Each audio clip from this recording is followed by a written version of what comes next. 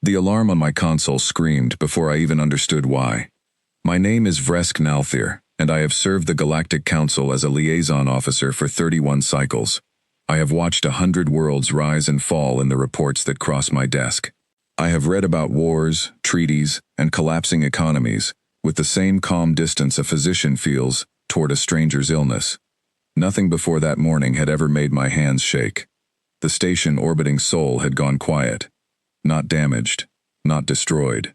Quiet. Every signal from Earth, every satellite ping, every trade beacon, every diplomatic channel had stopped at the exact same moment. No warning, no distress call, no final transmission cut short by static. It was as if someone had reached out and turned off an entire planet the way you turn off a light. I remember staring at the empty data stream on my screen, waiting for it to blink back to life. It did not. Around me, the monitoring post fell into a strange, nervous silence of its own. Officers who normally chattered over their consoles stopped talking. Someone dropped a stylus, and the sound of it hitting the floor felt as loud as an explosion. "Run a diagnostic," said Commander Yellick, my superior, a broad-shouldered Tereshi with pale blue skin and eyes that never seemed to blink. "Assume equipment failure before you assume anything worse." I ran it 3 times. The equipment was fine. The problem was not on our end. Earth was gone from every channel we had. I want to explain something before I continue, because you will not understand what happened next unless you understand what Earth meant to the rest of us. Humans joined the Council later than most species. When they arrived, they were loud, impatient, and endlessly curious about things that did not concern them. They asked questions during formal ceremonies. They argued with senior diplomats twice their age in years the humans had not even been alive for. They built things nobody had requested, solved problems nobody had assigned them, and somehow made themselves indispensable within a single generation. Other species found them exhausting. I found them fascinating. But even fascinating things can become predictable, and over the years, our impression of Earth had settled into something almost comfortable. Humans traded fairly. Humans kept their word. Humans occasionally frightened smaller delegations with their blunt honesty, but they never broke a treaty, never started a conflict without provocation, and never gave the Council any real reason for concern. Which is exactly why the silence terrified me. A species that talks constantly, that fills every channel with commentary, argument, and unsolicited opinions, does not simply stop speaking, not unless something has gone catastrophically wrong, or unless they have chosen, very deliberately, to stop. I did not know yet which possibility frightened me more. Commander Yellick called an emergency session within the hour. I sat near the back of the chamber, listening to representatives from a dozen worlds offer theories that ranged from plausible to absurd. The Quetzani ambassador suggested plague, a silent, fast-moving illness that could have swept through the population before anyone had time to send a warning. It was possible. Humans had suffered pandemics before, though none in recent memory that spread quickly enough to silence an entire planet's communication grid. The Orenvax delegate suggested civil collapse. Perhaps some internal conflict among Earth's nations had finally boiled over into something uncontrollable. I found this harder to believe. Earth's nations had spent the last several decades working closely together, especially after joining the Council. Old rivalries had cooled. It did not fit the pattern. A third suggestion came from Ambassador Threll, a sharp-eyed Council veteran who had disliked humans since their first appearance in the Assembly Hall. He proposed, quite calmly, that a rival power outside Council space had launched a surprise strike against Earth, wiping out their communication infrastructure before anyone could respond. The room went cold at that idea. If it were true, it meant a threat existed that could silence an entire founding member world without anyone noticing the attack in progress. That was not just a tragedy. That was a warning shot for everyone else. "We need eyes on the ground," Commander Yellick said. "Not sensors, not satellites. Someone standing on Earth's surface, telling us what they see." The room turned to me, before I even raised my hand. I had spent more time studying Earth's culture than almost anyone in the sector. I had visited twice before, once for a trade summit, and once simply out of curiosity. I spoke 2 of their major languages fluently, and understood enough of the others to get by. If anyone was going to be sent into the unknown, it made sense that it would be someone who at least understood what they were looking at. I did not refuse. I will admit, some part of me wanted to go. I wanted to see for myself what could silence a species that never stopped talking. Within 6 hours, I was aboard a scout vessel, cutting through the dark toward a planet that had, as far as the rest of the galaxy knew, simply vanished into stillness. The journey gave me too much time to think. I reviewed everything I could find on recent Earth activity, hoping for some clue, some pattern that would explain the silence before I arrived. Most of what I found was unremarkable. Trade reports, cultural exchanges, a few construction projects in their asteroid holdings that had been logged as civilian mining expansions. One detail caught my attention, though I did not understand its significance at the time. Over the past several years, a series of large cargo shipments had been recorded, moving into human-controlled asteroid fields, listed under generic industrial categories: steel, composite alloys, reactor components. The volume was larger than typical mining operations required, but not so large that it triggered any formal review. At the time, I filed it away as an oddity, nothing more. I also found an old transcript from a diplomatic dinner I had attended years earlier. A young human officer, a woman named Claire Whitmore, had made an offhand comment that stayed with me long after the evening ended. Someone had asked her, half joking, what humanity would do if the council ever turned against them. She had smiled, sipped her drink, and said something I had dismissed as bravado at the time. She said humans did not believe in threats. They believed in inevitability. If you threaten someone, she explained, you give them time to prepare a response. If you simply become inevitable, there is nothing left to prepare for. I had laughed politely at the time. Humans said many strange things at dinners. I had not thought about her words again until the silence began. When we finally dropped out of transit near Seoul, I expected devastation, burning debris, wreckage, some visible sign of catastrophe. Instead, I saw a planet that looked, from a distance, completely untouched. Earth hung there in the black, blue and white, and achingly ordinary, exactly as it had looked the last time I visited. No smoke, no fleets of unfamiliar ships, no wreckage in orbit. Just a quiet, still world, orbiting its star, as if nothing at all had happened. That stillness frightened me more than any wreckage could have. Scans show normal atmospheric activity, reported the pilot, a young Tereshi officer named Dessa. No radiation spikes, no debris fields. No sign of conflict. Then where is everyone? I asked, mostly to myself. We received no response to our hailing signals, no traffic control, no orbital defense challenge. It was as if the planet had been abandoned, though every scan showed clear signs of active infrastructure below. I made the decision to descend alone in a small transport pod, against Dessa's objections. If something had happened to Earth's population, I needed to see it directly, not through a screen from orbit. The descent was smooth, too smooth. I passed through the atmosphere without a single challenge from planetary defense systems that I knew, from prior visits, were normally vigilant and immediate in their response to unregistered craft. I landed just outside what had once been a bustling coastal city. The streets were clean, the buildings stood intact, lights still glowed in windows, but there were no people. I want to be clear that this was not a scene of destruction. There were no signs of conflict, no forced evacuation, no chaos. It looked, more than anything else, like a city that had simply been switched off and left running on its own for a while, waiting for its people to come home. I walked for nearly an hour before I found any sign of life at all, and even then, it was not what I expected. A single automated maintenance drone rolled past me on a side street, continuing its programmed route, as if my presence meant nothing at all. I stopped it, hoping to access its logs, and found something that made my chest tighten with a feeling I did not have a word for at the time. The drone's last received instruction was dated years earlier, not days, not weeks, years. Whatever had happened to Earth's population had not happened that morning, or even that month.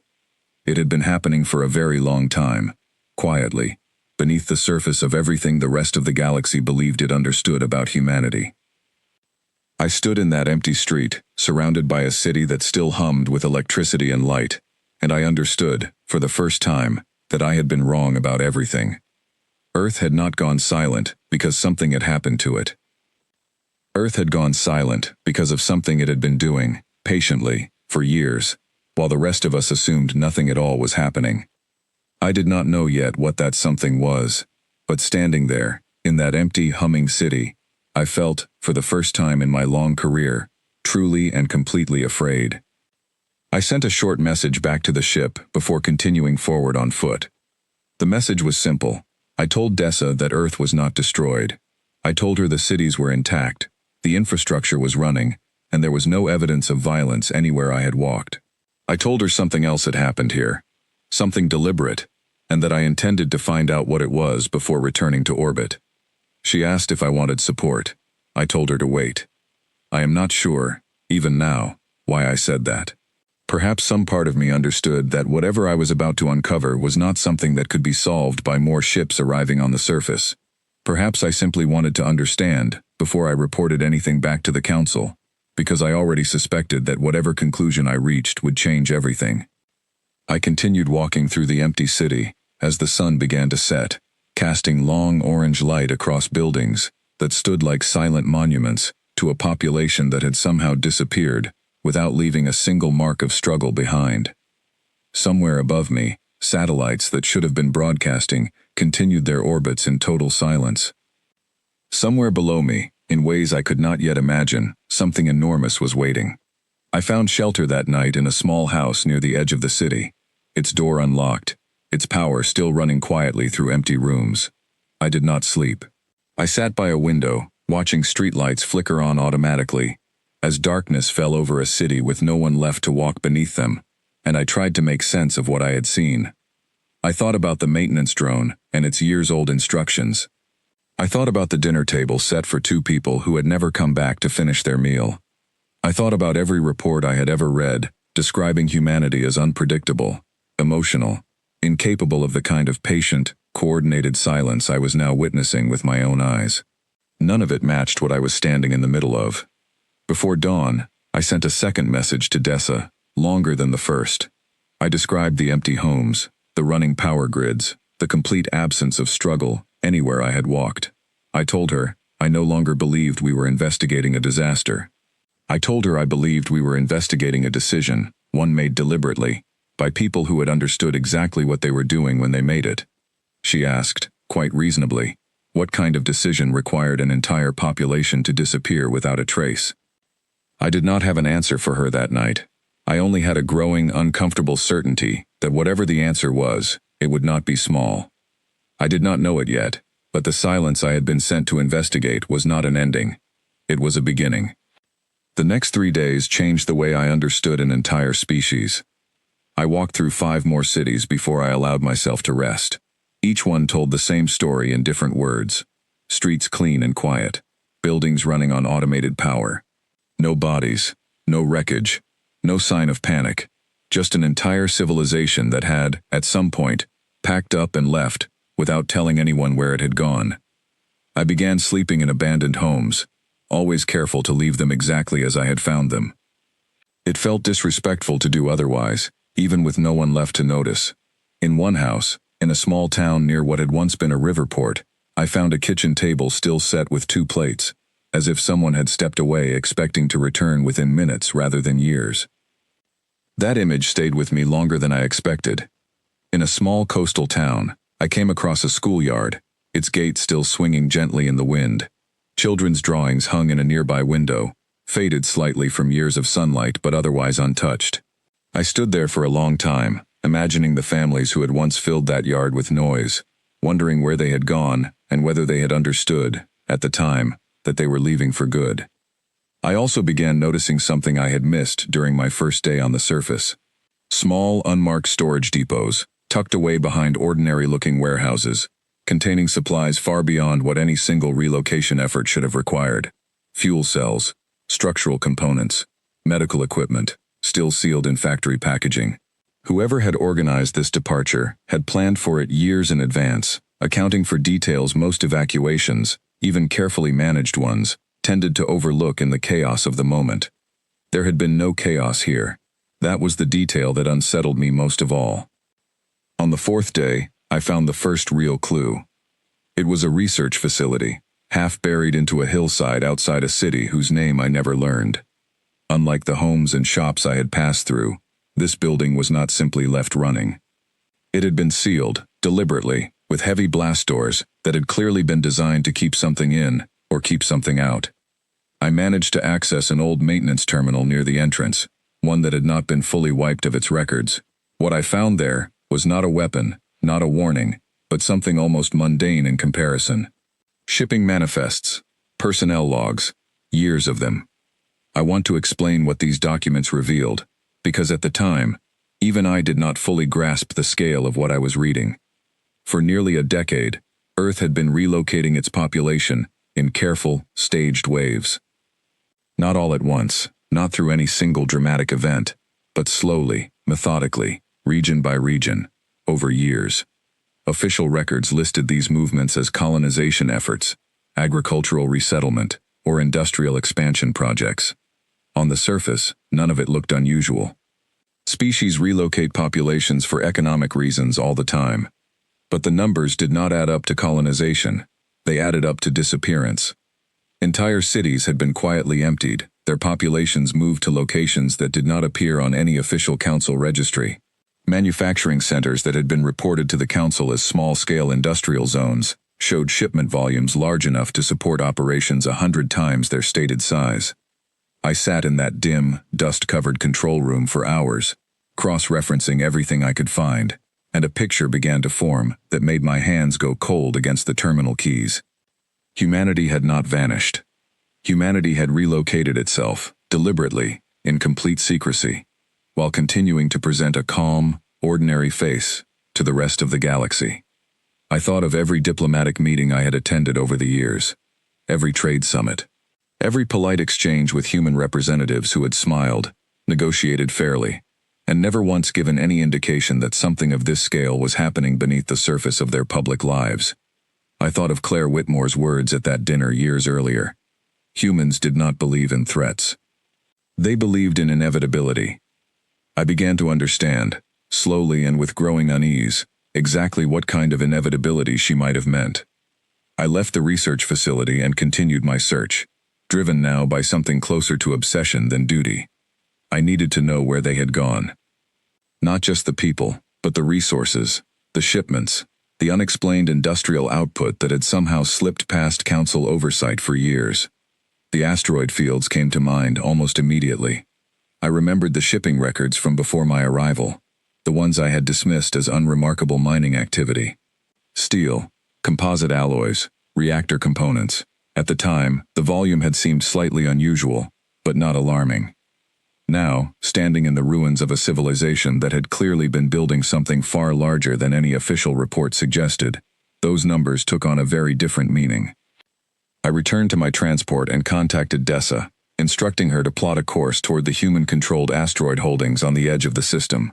She asked what I had found. I told her, honestly, that I was not yet certain, but that I believed Earth's disappearance was not a tragedy at all. I believed it was a construction project.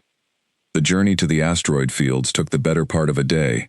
As we approached, our sensors began picking up something strange: heat signatures, radiation patterns consistent with industrial fusion activity. Structures too large and too numerous to be simple mining outposts. Dessa's voice, when she spoke again, had lost its usual steadiness. "Vresk," she said, "I am reading structural formations out here that do not match any registered facility in council records." I asked her to bring us closer, staying at a cautious distance. What we found, hidden among the asteroids, was not a mining colony. It was a shipyard, not a single shipyard, but dozens of them, spread across the field in a pattern clearly designed to avoid easy detection from any single vantage point. Massive docking frames stretched between asteroids, connected by webs of scaffolding and support structures that must have taken years to construct. Most of the frames stood empty now, their work apparently completed, but a few still held partial hulls, silent and unfinished, like the skeletons of something enormous that had once been growing there. I stared at the readings on my screen for a long time before I found the words to speak. "They built a fleet," I said quietly. "They built an entire fleet out here, and no one noticed." Dessa did not answer immediately. When she did, her voice was barely above a whisper. "How is that possible? A project this size would require resources, labor, oversight. Someone would have noticed the shipments. Someone would have asked questions. I thought back to the manifests I had found in that sealed research facility, the relocated populations, the industrial zones that quietly grew far beyond their stated size, the steady, patient movement of people and resources over the course of nearly a decade, hidden in plain sight behind ordinary trade reports and colonization paperwork that no one had ever bothered to question closely. Someone did notice, I said. I noticed the shipments myself, years ago, and dismissed them as unremarkable. We were not looking for a hidden fleet, Dessa. We were looking for the humanity we already believed we understood. A species that talks constantly, argues about everything, and could never keep a secret this large for this long. I paused, staring out at the empty shipyard frames drifting silently among the asteroids. We were wrong, I said. Completely wrong. We spent the next 2 days surveying the field from a careful distance, cautious not to trigger any automated defenses that might still be active. What we found only deepened the mystery. The shipyards themselves were now almost entirely abandoned, their work apparently finished. Wherever the fleet had gone, it had left no trace of its departure, no exhaust signatures, no debris, no indication of direction. It was as if 100,000 ships, built patiently and secretly, over the course of a decade, had simply stepped out of reality itself and vanished without a sound. I began compiling my findings for the council, though I confess I hesitated before sending the report. I knew what conclusions the council would draw from this information, and I was not certain any of us were prepared for what it truly meant. A founding member of our council, a species we had welcomed into our halls, traded with fairly, and grown comfortable around, had spent nearly a decade secretly relocating its population and constructing a fleet of unknown size and purpose, all while maintaining a completely ordinary public presence. They had done this without triggering a single official investigation, without a single leak, without a single moment of the loud, argumentative behavior we had come to expect from them. I thought again of Claire Whitmore, smiling over her drink years earlier, telling me that humans did not believe in threats. They believed in inevitability. I finally understood what she meant. A threat announces itself. A threat gives its target time to prepare, time to negotiate, time to respond. Humanity had done none of that. They had simply, quietly, become something the rest of us had never prepared for, and they had done it so patiently, so completely without fanfare, that not one of us had noticed, until the silence itself became impossible to ignore. I sent my report to Commander Yellick that evening, knowing it would reach the full council within hours. I did not know, as I sent it, that the true answer to Earth's silence was still waiting somewhere out in the dark, and that it would not remain hidden for much longer. 2 days later, on the edge of council space, far from the empty cities and silent shipyards I had spent my week exploring, something happened that would answer every question I had been asking, all at once, and in a way none of us were prepared to witness. While Dessa guided our ship back toward council space, I spent the journey doing something I should have done years earlier. I went back through every report, every meeting transcript, every seemingly unimportant detail I had collected about humanity over the course of my career, searching for the signs I had missed. It is a strange feeling, looking back at your own memories and realizing you had been handed the truth many times before, wrapped in small, forgettable moments, and had simply chosen not to see it. The first memory I returned to was from nearly 6 years earlier, long before Earth's silence had ever become a concern to anyone. There had been a border skirmish along a disputed trade corridor near a cluster of independent systems outside official council jurisdiction. A group of raiders, organized under a warlord known only as Castrun, had been harassing merchant convoys for months, growing bolder with each attack. The council had discussed intervention, but as with many disputes outside our formal borders, action had been slow and uncertain. Then, without any official council involvement, the raiders simply stopped. At the time, the story that circulated was vague. Some said Castrun's fleet had suffered a mechanical disaster. Others said a rival faction had wiped them out in a territorial dispute. I remember reading a brief note in a routine security bulletin, mentioning that a human trade escort had been operating in the region around the same time, though the report dismissed any connection as coincidence. I had believed that dismissal without question. Sitting now aboard my ship, reviewing that old bulletin with fresh eyes, I noticed something I had missed the first time. The report stated that no wreckage from Castrune's fleet had ever been recovered. Not a single hull fragment, not a single distress beacon. An entire raiding fleet, one that had operated for months and included dozens of vessels, had vanished completely, leaving behind no evidence of how or why. At the time, I had accepted the explanation that felt most comfortable. A mechanical disaster, a rival faction. Anything other than the possibility that a quiet human escort fleet had simply ended the problem and left no trace behind, the way you might quietly remove a splinter rather than announce the injury to everyone around you. I found a second memory soon after, one I had never given much thought to until now. Nearly 4 years ago, during a routine diplomatic exchange, a young human trade officer named Henry Cole had made an offhand comment during a private conversation about Council defense policy. I remembered him as calm, thoughtful, and precise in his words, the kind of person who chose his sentences carefully. He had said that Earth did not plan to rely on Council protection forever.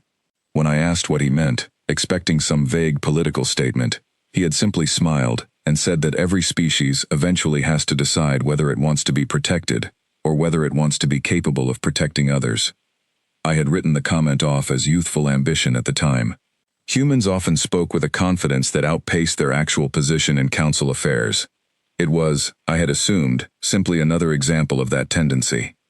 Now, knowing what I knew about the shipyards hidden among the asteroids, his words felt less like ambition and more like quiet, patient truth. The third memory was the hardest for me to sit with, because it involved a moment I had personally witnessed and completely misunderstood. 2 years before Earth's silence, I had attended a closed session regarding a proposed defense treaty between several border worlds and a Council enforcement division. Humanity had been invited to participate, given their growing trade relationships along the affected region. I remembered a human delegate, a woman named Grace Sullivan, sitting quietly through most of the session, offering little input, while other species debated troop numbers, patrol schedules, and resource allocation. When the discussion turned to long-term deterrence strategy, one of the older Council members, Ambassador Threll, had asked her directly what Earth's contribution to regional defense would look like in the coming years. I remembered her answer clearly, because at the time it had struck me as almost dismissive. She said that Earth preferred not to discuss defense contributions in specific numbers, because numbers invited comparison, and comparison invited underestimation.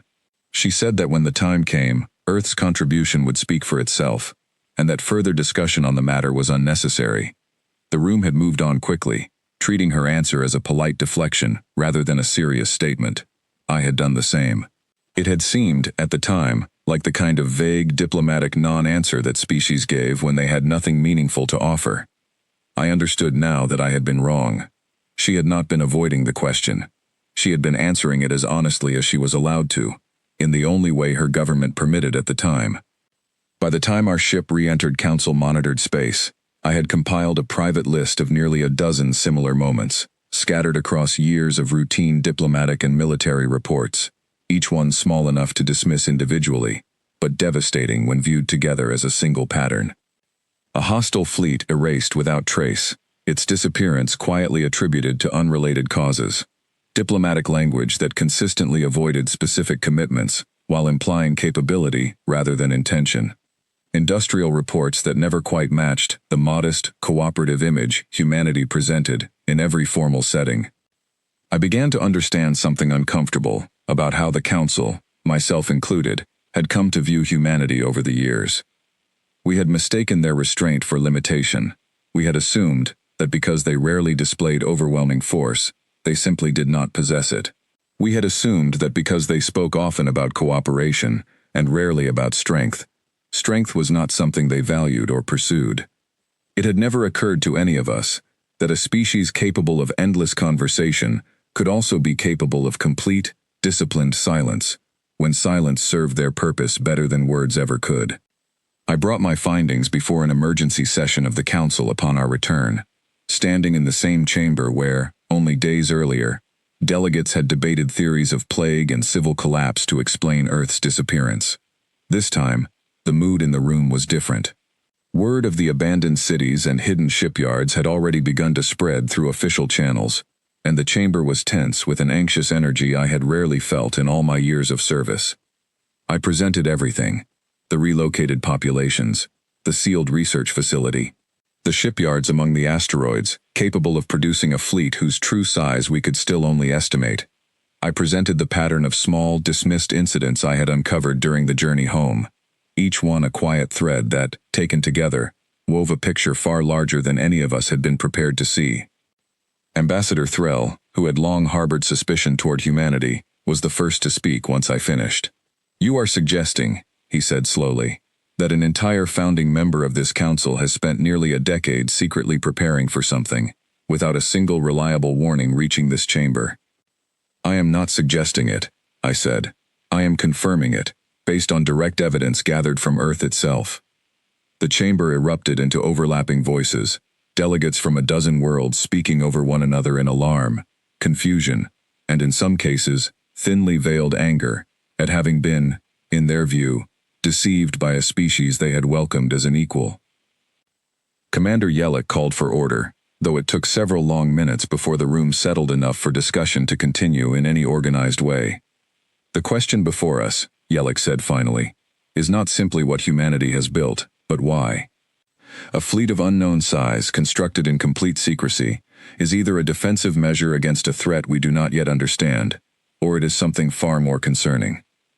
I remember feeling a strange, uncomfortable certainty as those words were spoken, one I did not fully understand until later. Something in Grace Sullivan's old, dismissed answer echoed through my mind: "When the time comes, Earth's contribution will speak for itself." I did not believe, even then, that humanity had built this fleet with hostile intentions toward the Council.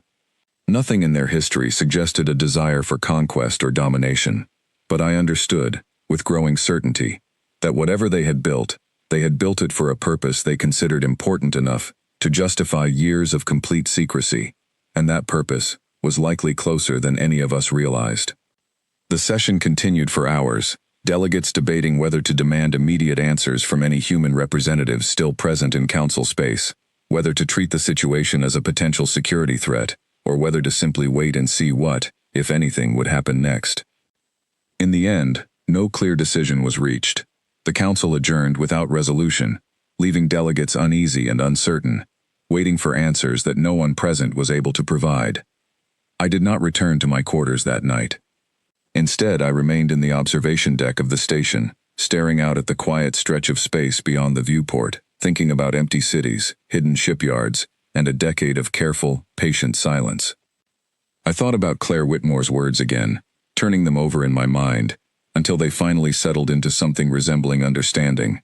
Humans did not believe in threats, because threats gave their targets time to prepare a response. Humans believed in inevitability, because inevitability left nothing to prepare for. I did not know, standing there in the quiet dark of that observation deck, that the answer to every question the Council had been asking was already on its way, and that within a matter of days, humanity's decade of silence would end in a single, undeniable moment that none of us would ever forget. Before the session ended, one final exchange took place that I have never forgotten, even now, years later. A younger delegate, representing a small border world with no significant military of its own, rose to ask a question that had clearly been weighing on her since the moment my report began. "If this fleet exists," she asked, "and if it was built in complete secrecy, without informing this Council, what assurance do the rest of us have that it will not be used against member worlds, instead of in defense of them?" The chamber fell silent, waiting for an answer no one present was truly qualified to give. I found myself speaking before I had fully decided to. "I do not have an assurance to offer you," I said. "I only have a decade of trade records, diplomatic exchanges, and cooperative behavior that never once suggested hostile intent, set against a single, undeniable fact. Whatever humanity has built, they have not used it. Not once, in all the years it apparently existed, has it been turned against a council member, a trade partner, or an ally. Silence is not the same as guilt. Sometimes, silence is simply patience, waiting for a moment none of us have witnessed yet." I did not know, as I said those words, how soon that moment would arrive, or how completely it would answer the young delegate's question. Somewhere far beyond the reach of our sensors, in a region of contested space where a rising aggressor had spent months threatening smaller, undefended worlds without consequence. Something enormous was beginning to move. The border world of Calthera had been living under threat for nearly a year. I had read the reports the way I read most border disputes, with a kind of practiced detachment that came from seeing similar situations play out too many times before. A rising power known as the Dravash Compact, aggressive and expansionist, had spent months pressuring smaller independent systems along the outer rim, demanding tribute, seizing shipping lanes, and threatening open conflict against any world that refused to comply. Calthera, a modest agricultural world with no significant military of its own, had refused. Its people had appealed to the Council for protection, and the Council, as it so often did in matters outside its direct jurisdiction, had responded with statements of concern, promises of diplomatic pressure, and very little actual assistance. I had not expected to be present when everything changed. I had returned to the station only to deliver a final report on my findings from Earth, intending to spend a quiet evening reviewing data before the next council session. Instead, I found myself standing in the observation deck once again, watching a live sensor feed alongside Commander Yellick as reports began flooding in from Calthera's outer defense perimeter. The Dravash fleet had finally made its move. Dozens of warships had entered Calthera's system, broadcasting an ultimatum to the planet's government: surrender control of their shipping lanes within 1 hour, or face bombardment. The Council's nearest enforcement vessels were still days away. Calthera had no meaningful way to defend itself. I remember the tense silence in the observation deck as we watched the countdown tick down on the sensor display, helpless to do anything but witness whatever was about to happen. Commander Yellick had already begun drafting a formal statement of protest, the kind of empty diplomatic gesture that would arrive long after any consequences had already unfolded. Then, with less than 10 minutes remaining on the Dravash ultimatum, something appeared on our sensors that made every alarm in the station begin sounding at once. Space itself seemed to tear open along the edge of Calthera's system, a shimmering distortion spreading wider and wider until it filled nearly a quarter of the display. I had seen transit arrivals before, the brief flash of a ship or a small fleet emerging from faster-than-light travel. I had never seen anything like what unfolded in front of me that night. Ship after ship began emerging from that distortion, in numbers that our sensors struggled to process fast enough to display accurately. The counter on our screen climbed past 1,000 within seconds, then 10,000, then continued climbing at a pace that made the numbers feel almost meaningless. "Confirm that reading," Commander Yellick said, his voice tight with disbelief. "Confirm it immediately." The technician beside him, hands trembling slightly over her console, confirmed it twice before finally speaking aloud. 100,000 vessels, she said. Formation identifiers match Earth registry markings. Commander, this is a human fleet. I felt something cold settle into my chest as I stared at the display, watching those ships arrange themselves into a formation so precise, so vast, and so silent that it looked less like a military deployment and more like a natural phenomenon, something the universe itself had decided to produce. There was no chatter on the open channels, no warnings broadcast to the Dravash fleet, no demands, no ultimatums, no declarations of any kind. There was simply presence. 100,000 human warships, hanging in the dark at the edge of Calthera's system, arranged in a formation so complete and so overwhelming that the Dravash fleet, which only minutes earlier had been threatening to bombard an undefended world into submission, now looked impossibly small by comparison. I watched the sensor feed alongside Commander Yellick, neither of us speaking for what felt like a very long time. Around the station, I could hear officers gathering near viewports and secondary displays, drawn by the same disbelief that held me frozen in place.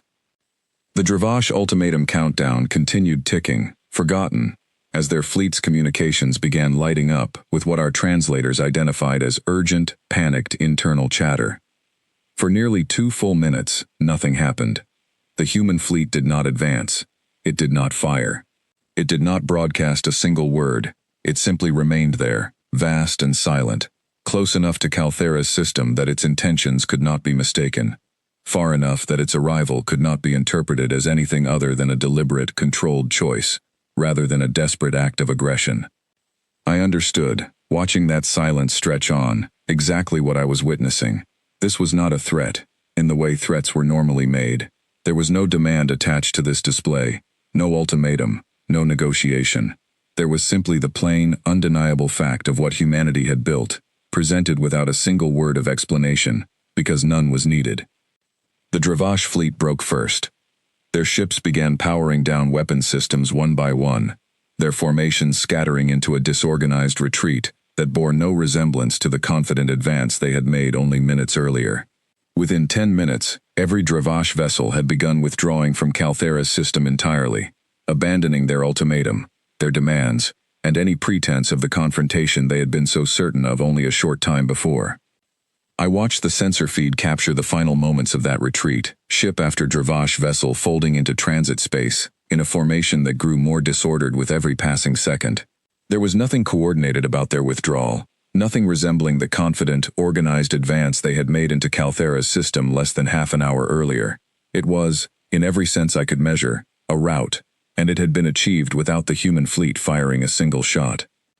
Beside me, a young officer named Edward Hastings, who had been monitoring communications traffic throughout the encounter, spoke quietly, almost to himself.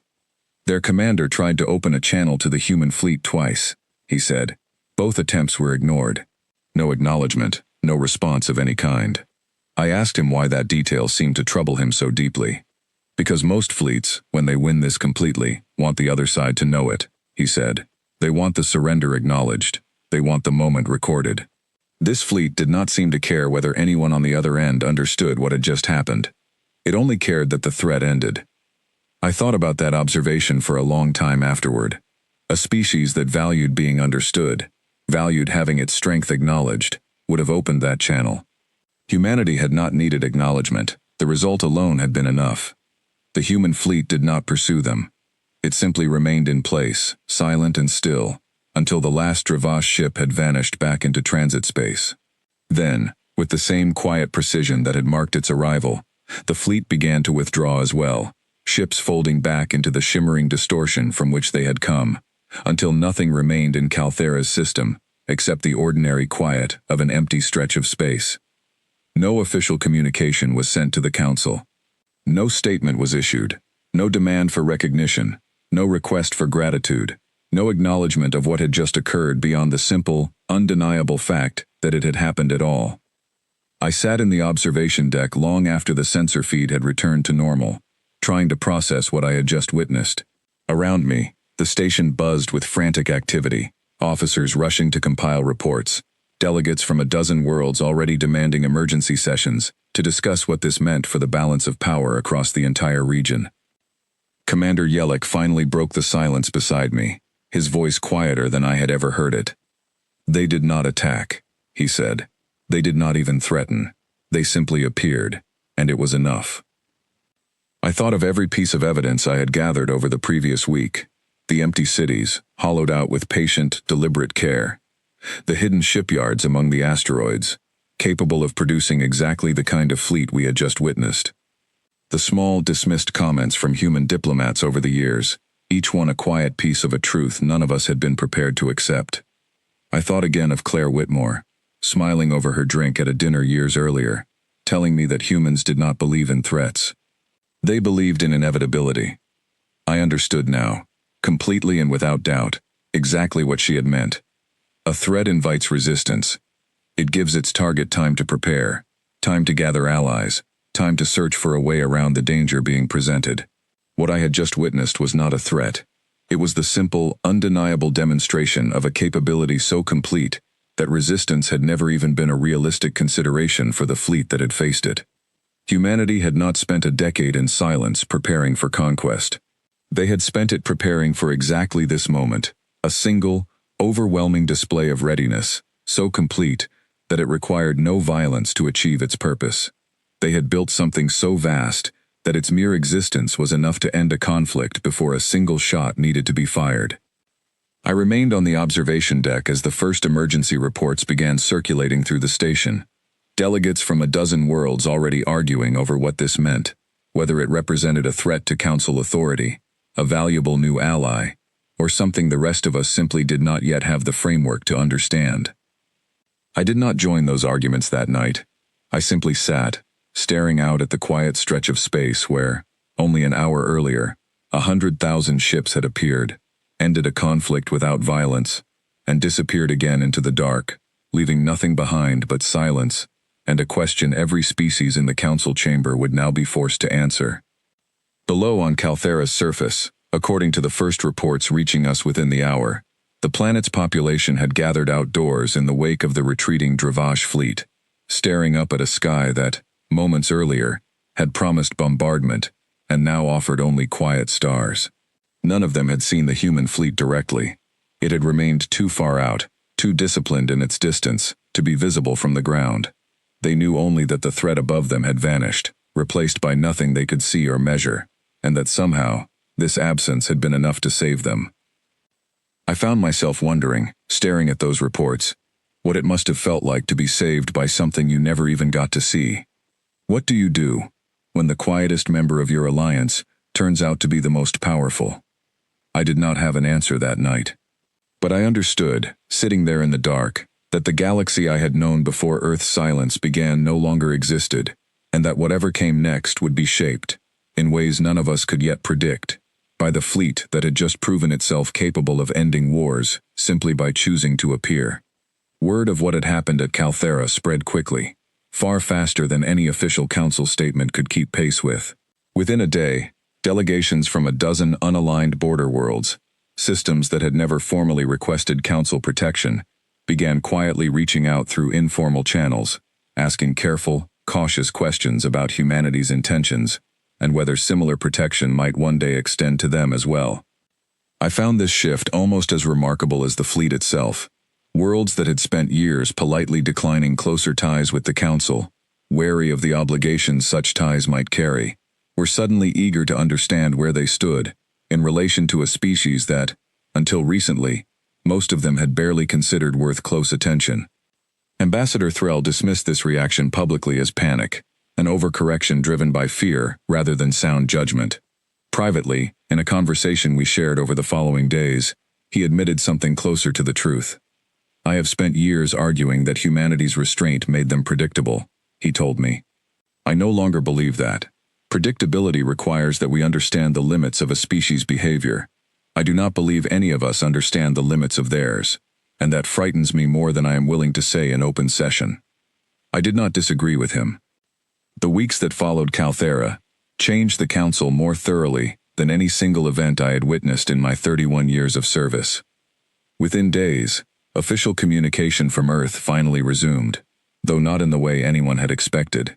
There was no dramatic announcement, no formal explanation delivered to the full council chamber, no attempt to justify or apologize for a decade of complete silence.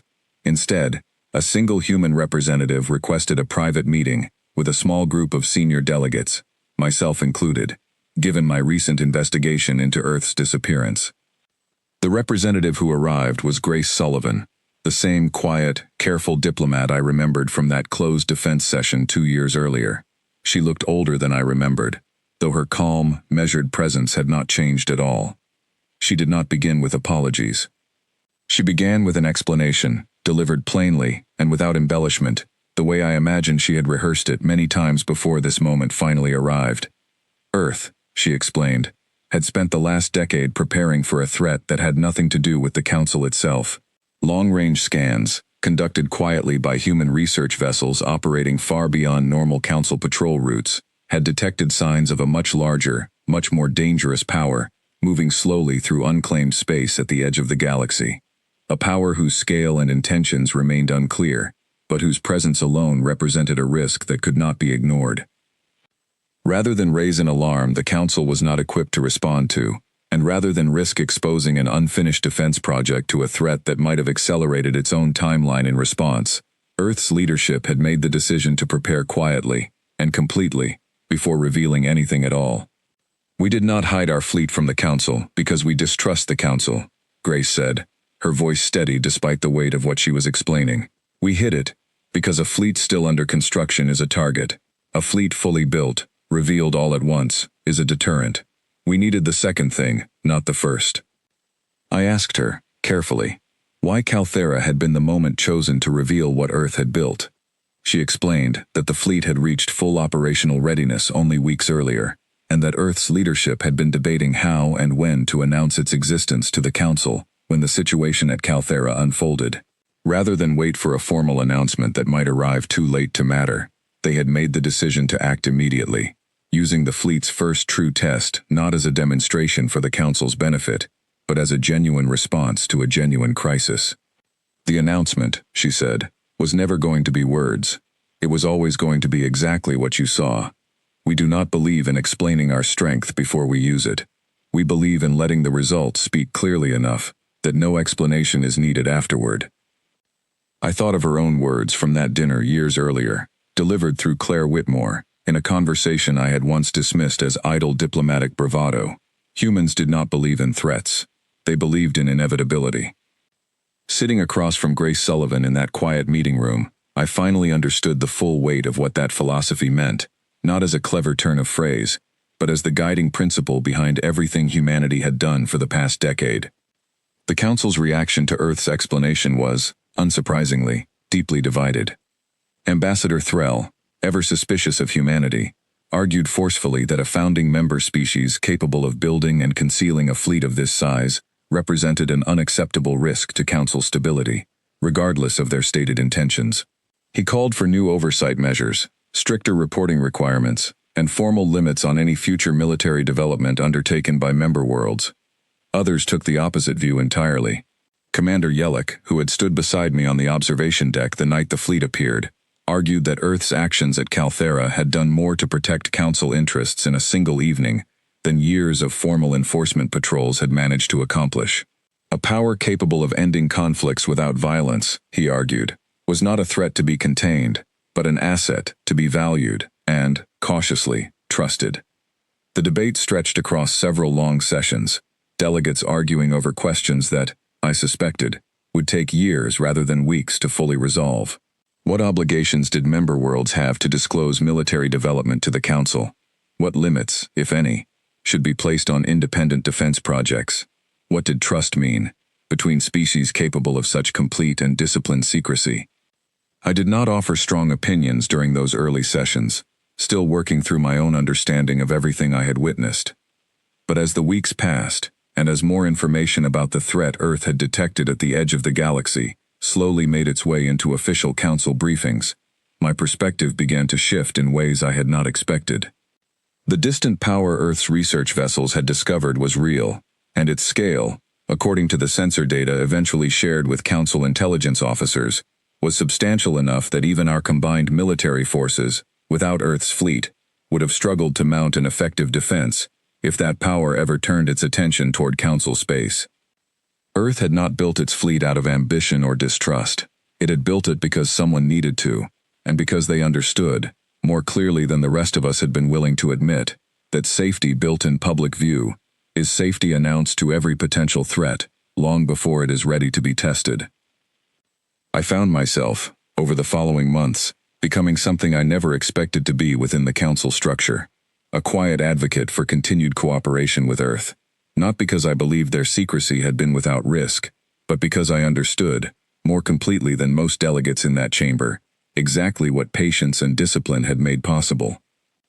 I traveled back to Earth several more times over the following year, this time as an invited guest rather than an uninvited investigator. The cities I had once found empty and silent slowly filled again, populations returning from wherever they had been relocated during the years of quiet preparation. I walked through streets that had once unsettled me with their stillness, now full of ordinary life, children playing, markets bustling, the same loud, curious, endlessly talkative humanity I remembered from before their silence had ever begun. It was strange, walking through those streets, knowing what I now knew about what had been happening beneath the surface of that ordinary life for the better part of a decade.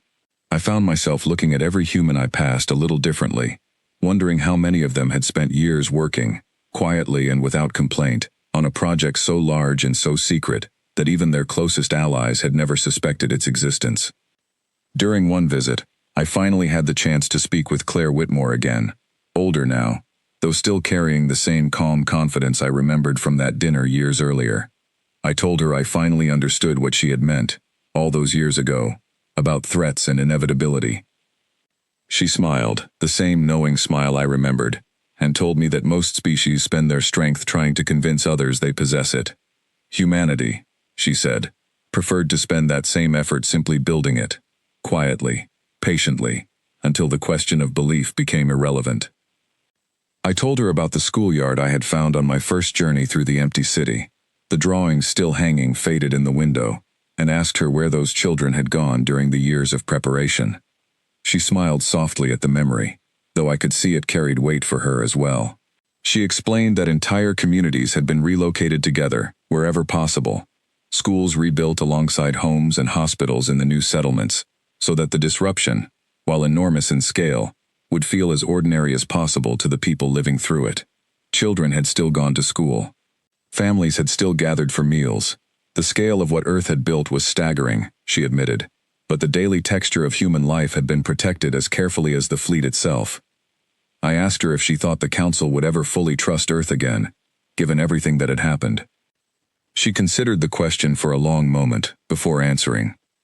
Trust was never really the point, she said. We were never trying to prove we were trustworthy. We were trying to make sure that when the moment came, trust would not be the thing standing between a threatened world and its survival. Calthera did not need to trust us that night. It only needed us to be there. I have thought about her answer often in the time since. The Council, in the end, did not impose the strict new oversight measures Ambassador Threll had originally proposed. Instead, after months of careful negotiation, a new framework was adopted, one that allowed member worlds greater flexibility in independent defense development, balanced against clearer channels for eventual disclosure, once projects reached a stage where secrecy no longer served a protective purpose. It was not a perfect solution, and I suspect the debate over its details will continue for years to come. But it represented, I believe, a genuine attempt to learn from what Earth's silence had taught all of us, rather than simply punishing the species that had taught it. As for the distant threat that had driven Earth's decade of quiet preparation, it remains, even now, an unresolved question hanging over the edge of known space. Scans continue, reports continue. No confrontation has yet occurred, but I no longer feel the same helpless uncertainty I once did when facing that unknown, because I understand now that somewhere, quietly and without announcement, preparation is almost certainly already underway. I think often about that first night, standing frozen in the monitoring station as Earth's communications vanished from every channel we had, certain that I was witnessing the beginning of some terrible tragedy. I think about the empty cities, the sealed research facility, the silent shipyards among the asteroids. I think about a decade of patient, disciplined silence, hidden behind the ordinary, unremarkable face of a species everyone believed they already understood. Most of all, I think about that single, overwhelming moment above Calthera, when 100,000 ships appeared without a word, ended a conflict without violence, and disappeared again into the dark, leaving behind nothing but silence and a lesson the entire galaxy would spend years learning to fully understand. The Council once believed that humanity's greatest strength was its voice, endless, curious, impossible to silence. We were wrong. Humanity's greatest strength was never its voice at all. It was its silence, chosen deliberately, held patiently, and broken only once, at exactly the moment it mattered most. And now, across every world in Council space, when the old, familiar chatter of human diplomats and traitors fills our meeting halls once again, loud and argumentative, and endlessly curious as they have always been, there is a new, quiet understanding beneath every conversation. We remember Calthera. We remember the silence that came before it. And we have learned, finally, to listen most carefully, not to what humanity says, but to the moments when they choose, deliberately and without explanation, to say nothing at all.